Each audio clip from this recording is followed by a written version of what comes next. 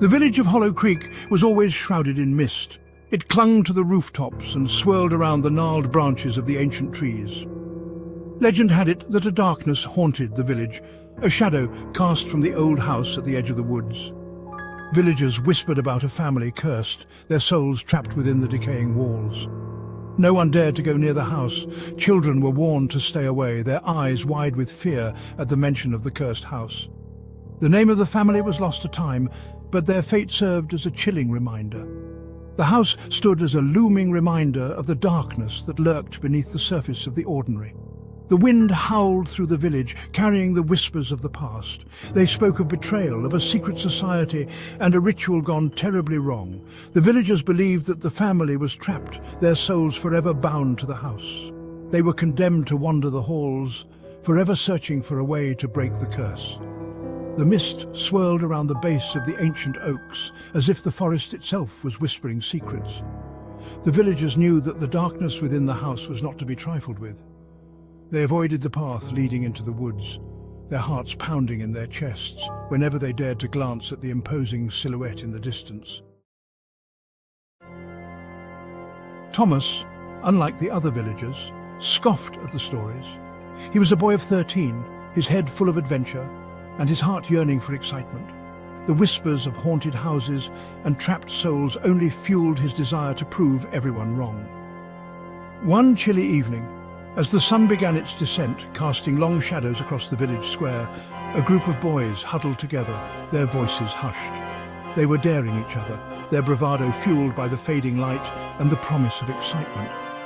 The challenge was simple, yet terrifying to them, to spend one night in the cursed house. Tomas, never one to back down from a challenge, accepted without hesitation. He laughed at their worried faces, their warnings echoing in the twilight.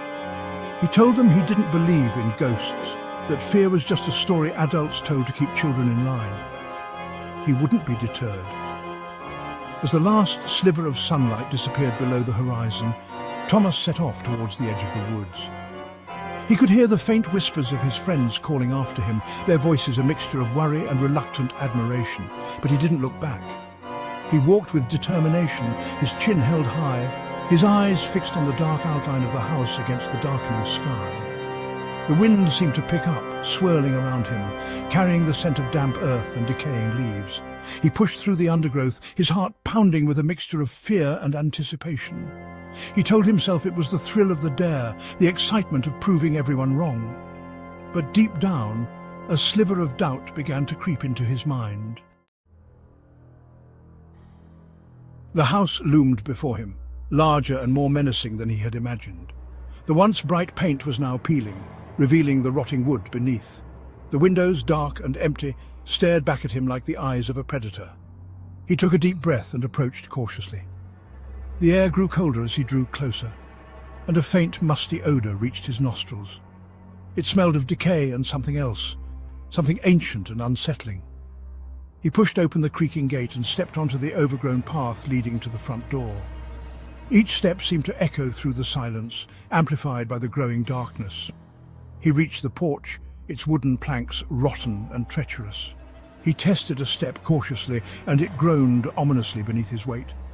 He slowly made his way to the front door, its surface covered in scratches and gouges, as if clawed by some wild animal. He reached for the rusted handle, its cold metal sending a shiver down his spine.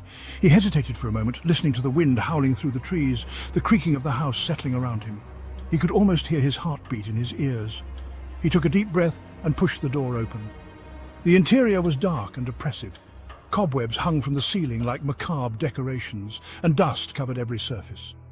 The air was heavy with the silence of decades, broken only by the sound of his own breathing. He stepped inside, his eyes struggling to adjust to the gloom. The smell was even stronger here, a suffocating blend of mildew, decay, and something vaguely metallic.